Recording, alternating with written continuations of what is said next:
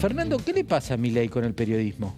Yo creo que tiene claramente una dificultad para hablar con las personas que tienen opiniones diferentes y no cumple muchas veces el test básico de un político democrático, que es poder hablar de una forma racional con las personas que piensan distinto. Y entonces acusa a las personas que piensan distinto de corruptos. Pero él no era libertario y eran paladines de la democracia y los autoritarios eran los otros. Argentina tiene una tradición enorme de liberalismo autoritario. De hecho, en la mayoría de nuestras dictaduras, una de las grandes patas de la construcción de esa dictadura ha sido el liberalismo autoritario. Muchas personas que tenían una enorme identificación con el credo liberal y apoyaban a las fuerzas militares porque la Argentina necesitaba tal nivel de profundidad para poder construir una sociedad democrática que necesitaba medidas autoritarias. Ahora, el nivel de agresiones, yo estaba viendo un relevamiento de FOPEA, del cual sos miembro fundador y formás parte activamente, que releva que en los primeros 100 días de la gestión presidencial, 4 de cada 10 agresiones a periodistas y a medios de comunicación tienen origen en el jefe de Estado o en sus ministros, y el presidente participa en muchísimas de esas agresiones. Números de los primeros 100 días. Después se intensificó. Sí, cada vez que habla. Cada vez que habla. Ahora se está... Hoy es una constante. Claro, en cada es un intervención capítulo de cada... Fíjate, Mariano, es un capítulo de cada entrevista. Que de alguna forma, y además no es un capítulo que el periodista que lo está entrevistando le sugiere y él de alguna forma lo toca rápidamente y se va a otro. Se instala en ese capítulo. Es un capítulo que disfruta, porque siente que los cuestionamientos, las críticas que recibe son espurias. Ahora, ¿qué hacemos con esto? Yo recién te destacaba la postura de FOPEA, muy firme, condenando esto. Me llama la atención, te hago una segunda pregunta. Primero, ¿qué hacemos con esto? Y me llama la atención el silencio de algunos que parecían paladines, defensores de la democracia, del periodismo, que fueron muy críticos a actitudes del kirchnerismo y lo denunciaban. Me refiero al PRO concretamente, y que hoy tienen un silencio de radio preocupante. Sí, claro, no quieren pelear. Muchos, incluso periodistas que han sido críticos de la etapa kirchnerista por su pensamiento antiperiodístico, su acción antiperiodística, hoy por hoy, para no perder el acceso al presidente, de alguna forma reducen las críticas. Entonces, fíjate vos que muchos periodistas cuando lo entrevistan, para hacerle las preguntas difíciles le piden permiso. Claro. Y saben que, todos sabemos además que una cosa es la pregunta y otra cosa es la repregunta. Yo puedo hacer preguntas difíciles y después dejarte escapar. La clave de una buena entrevista es la repregunta. Y las repreguntas difíciles no se le hacen. ¿Y qué hacemos con esto?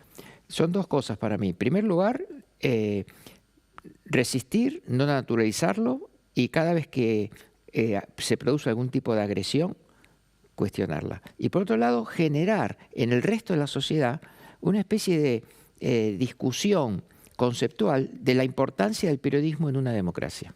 Las dos cosas tienen que ser simultáneas. Porque el periodismo es muy importante en la democracia. El periodismo es esencial. Fíjate vos, la Constitución argentina solo 2 veces menciona la palabra secreto, en 2 artículos.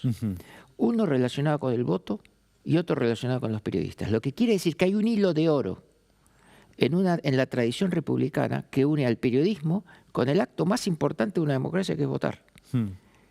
Por lo tanto, no hay otra profesión protegida por la Constitución Nacional. Ahora, perdón, Mariano.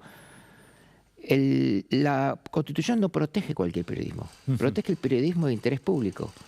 Porque nosotros vemos que en el campo periodístico también hay muchos comunicadores o periodistas que no cumplen las reglas profesionales.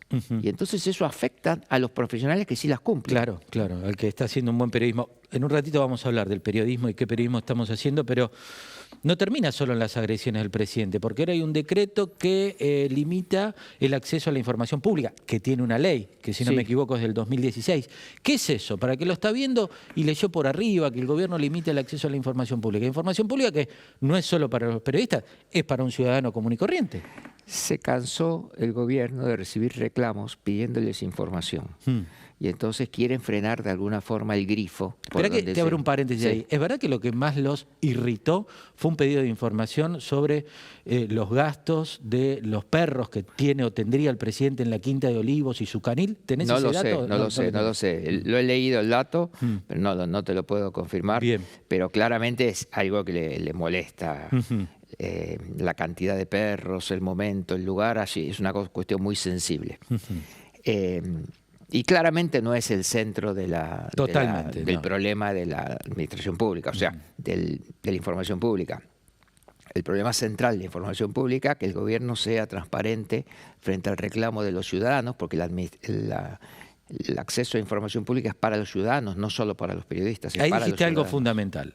La información pública es para los ciudadanos. Digo, Claro. esto no es un ataque al periodismo, es contra No. toda la sociedad. Lo que pasa es que los periodistas suelen ser aquellos que más utilizan esa garantía, ese derecho, ¿no?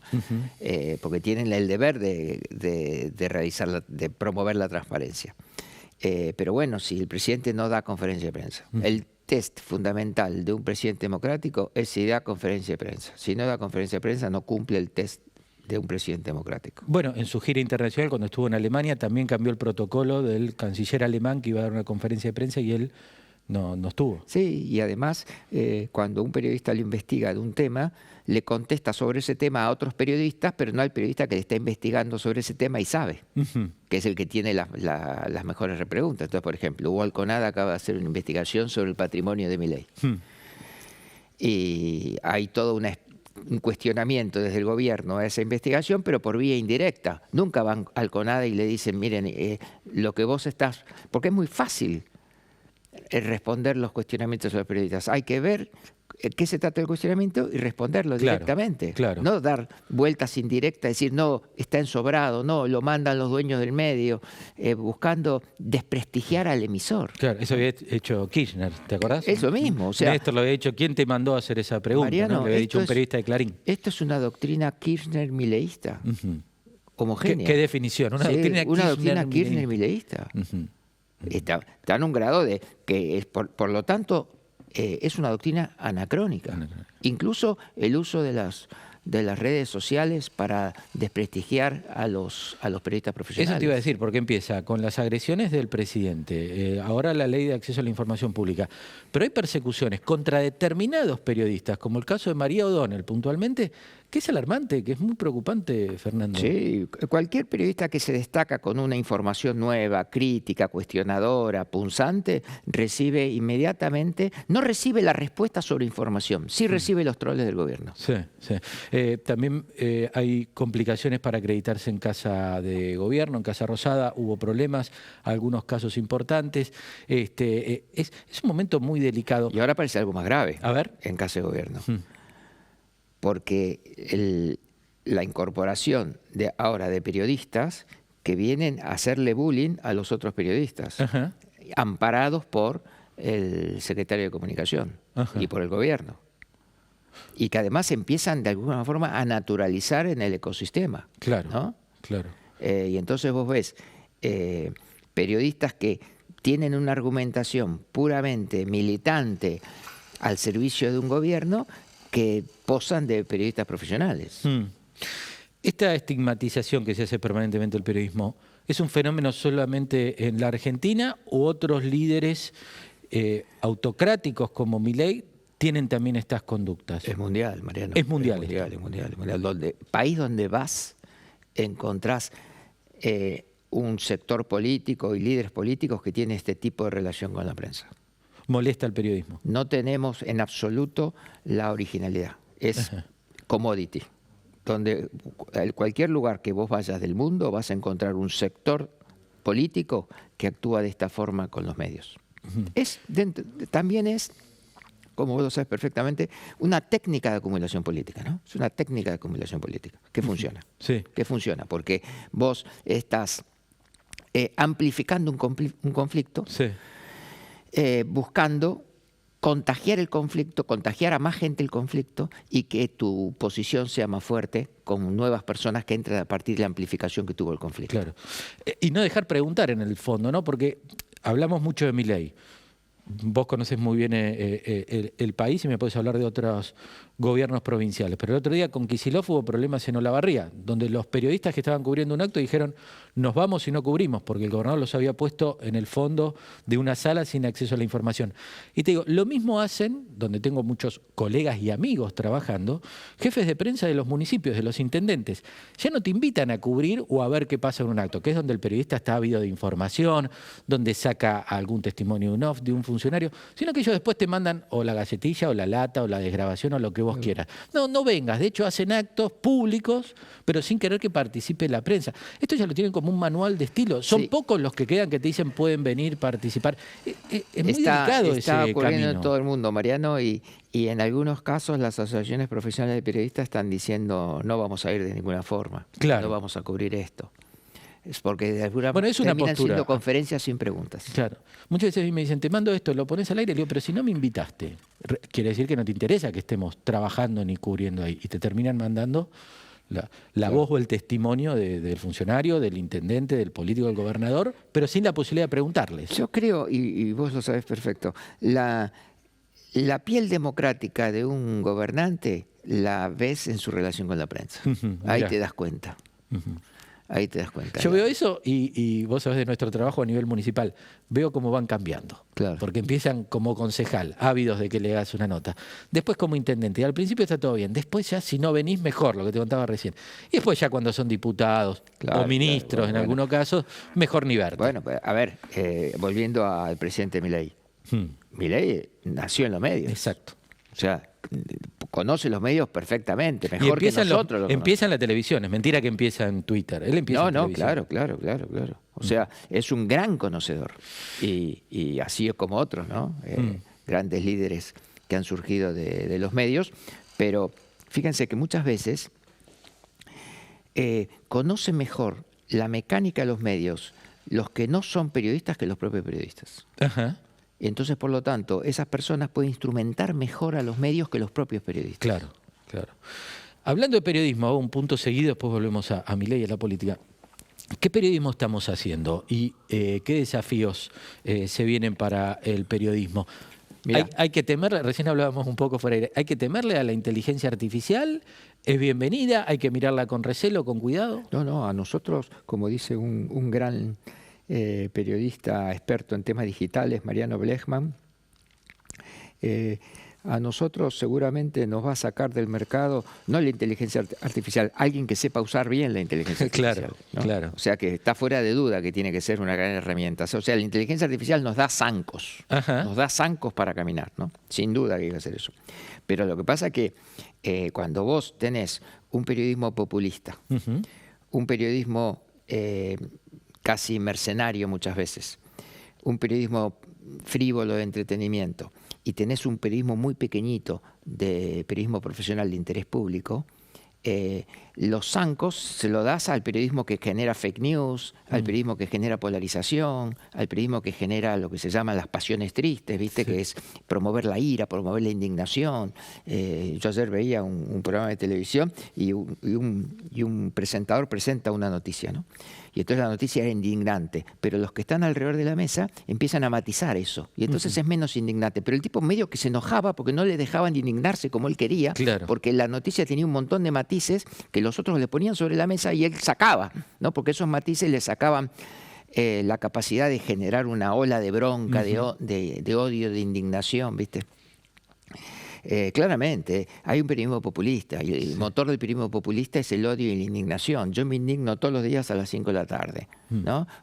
¿Tu programa qué hora es? A las 6:30 de la mañana. Bueno, todos los lunes a las 6 de la mañana te voy a dar una editorial que me voy a indignar. Claro, claro. Ahora, ¿cómo revertimos esto? Porque muchas veces el periodismo profesional, bien hecho, resulta pesado, me agobia la realidad. Entonces prefiero ver algo liviano, ¿Sabes superfluo? cómo se llama eso? Periodismo brócoli. El periodismo que te hace bien, pero es aburrido.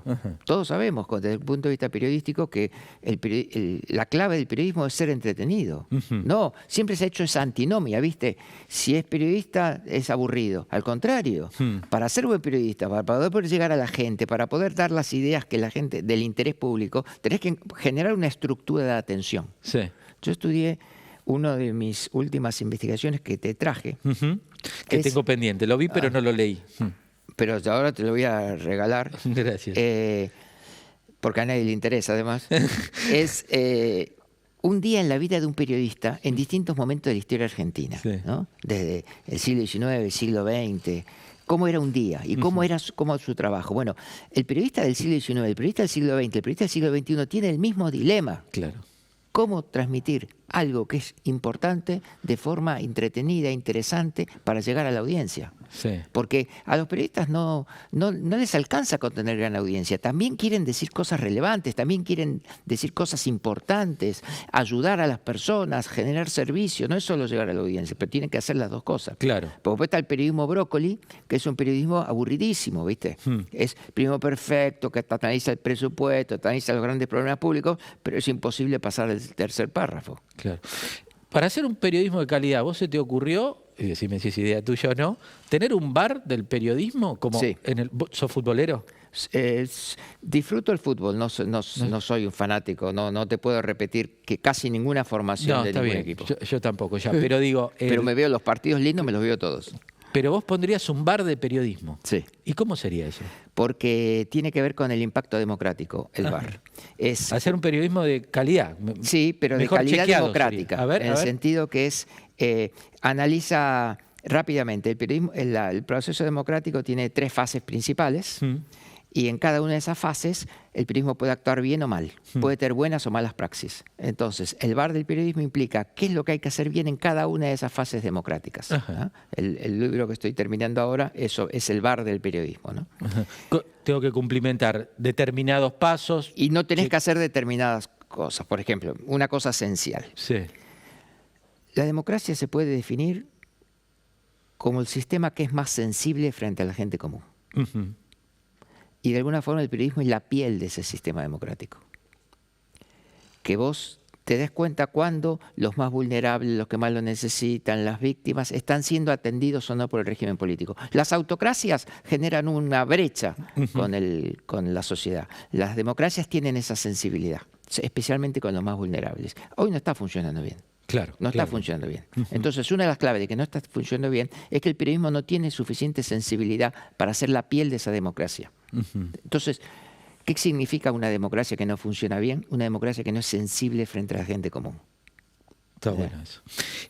Ese bar nos va a ayudar, tal vez a responder otra pregunta que tenía anotada, nos va a ayudar a combatir la fake news, digo, va a ser una herramienta. Y la pregunta es, ¿cómo combatimos la fake news? ¿Qué le dice a un pibe que está estudiando periodismo, está en una redacción y no quiere comerse la curva? ¿Ve algo en Twitter, en cualquier lado? Es difícil, cada vez más difícil. Cada vez más difícil, cada ¿no? Vez más difícil. Cada vez más difícil. Cada vez más difícil, porque cada vez se puede hacer con mucho más precisión, te puede confundir. Dudás, ¿viste? Sí, que dudás. ¿Ves algo? Yo te confieso que muchas veces me comí la curva, ¿viste? Ajá. ¿Te ha pasado? Me ha pasado. Esto es verdad, después yo lo comparto, después no era verdad, tuve que pedir disculpas. Es muy difícil porque... Qué autocrítica, ¿eh? No, sí, no pero, muchos periodistas dicen, alguna vez me comí una fake news. No, sí, es que, mira, los principales medios del mundo tienen secciones dedicadas a pedir disculpas. ¿Por qué?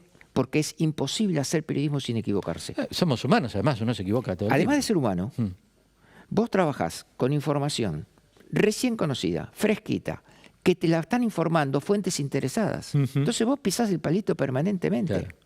O sea, vos lo que construís son castillos de indicios provisorios. Por lo tanto, no es que no te vas a equivocar. Tenés que tener el procedimiento para cuando te equivoques. Hoy por hoy los medios en la Argentina no piden disculpas. Hay prácticamente ningún medio que tenga un área donde dice corregimos nuestros textos. No lo leo y no sé si lo sigue teniendo. Me acuerdo que Perfil en su momento tenía el defensor del lector. Pero The Guardian, The New York Times, El País, todos, Le Monde, todos tienen sistemas de corrección. Claro. Porque saben que... Y no el corregir la pavada, escribí mal tu apellido. No, una información. Errores de fondo. Sí. Apoyé una guerra que la apoyé indebidamente porque no fui riguroso en el análisis de información que nos daban las fuentes oficiales. Ese nivel de rigor, ¿no? El libro que me hace regalar es Cazadores de Noticias, sí. Y vos, como bien contabas recién, revelás qué pasó en 200 años de periodismo. ¿Qué va a escribir el Fernando Ruiz esperá que yo soy muy malo en las matemáticas y digo bien el año, pero el Fernando Ruiz del año 2218? ¿Qué va a decir de este periodismo que estamos analizando ahora? Yo solo espero que diga una cosa, que haya periodismo. Que haya periodismo. O sea, porque, ¿viste? Con eso ya estás hecho, que escriba un libro entre 200 años y diga, hubo periodismo. Yo tengo la sensación, y seguramente vos también, que no nos podemos imaginar una sociedad sin periodismo. No, yo no me imagino ni mi vida sin periodismo, ¿no? Es muy difícil. Ahora, ese periodismo tradicional que hablábamos recién, y si vos decís que en 200 años haya periodismo, hoy crece el streaming, crece la fake news, crece un montón de plataformas que están dentro del ecosistema de los medios. ¿Cómo hacemos para atraer a los más jóvenes, a esas audiencias que dicen, no, el diario, no, el noticiero, no, todos viejos analizando el periodismo ahí? No, el streaming es una cosa formidable. ¿Eh? El streaming es, aparte es una continuidad. Fíjate, ¿quién va al streaming? ¿Qué es la novedad del streaming ahora? Dolina. Fíjate vos, qué lindo hermoso, sí. Círculo, qué lindo círculo. Beto Casella, sí. Claro, mucho, ¿viste? Cuando Pergolini empezó a filmar la radio, o sea, vos ves cómo se fue dando la transición, claro. ¿viste? Cuando lo hacía Badía, ¿te acordás? Claro, espectacular. Ahora, el periodismo no está atado en las plataformas, es agnóstico sobre las plataformas. El periodismo se hace en todas las plataformas. Por lo tanto, ha pasado y sigue pasando entre distintas plataformas. ¿Qué pasa ahora? Surge una nueva plataforma que es el streaming. Los periodistas con más carrera no pasan al streaming inmediatamente porque tienen otros buenos puestos, otros buenos lugares. Cuando empiezan a tener problemas en esos nuevos puestos, quizá van al streaming. Fíjate lo que hizo el de Neura. ¿Cómo se llama? Fantino. Ah, sí. ¿Te acordás que tuvo problemas con América y armó Neura? Sí. Si hubiera estado todo bien, América, y lo hubiera llevado el 13, quizás no iba a Neura. Claro. ¿Tá? Entonces, ¿qué pasa? Los buenos periodistas, los más reconocidos, están en los medios tradicionales y los nuevos medios no tienen todavía los mejores periodistas. Entonces se genera un desfasaje donde en ese momento las plataformas que más llegan a la gente no tienen los mejores periodistas. Totalmente. Sí, y esto se ve en estudios. La última, Fer, en un minuto. ¿Por qué es tan importante el periodismo? Porque para mí funciona como una especie de organizador social, generador de comunidad, generador de discusión y, por supuesto, gran controlador del poder. Fernando, gracias. Un gusto la charla. A vos, Mariano. Un placer. Nos vamos, nos reencontramos dentro de 7 días. Gracias por su compañía. Han sido muy amables. Chau.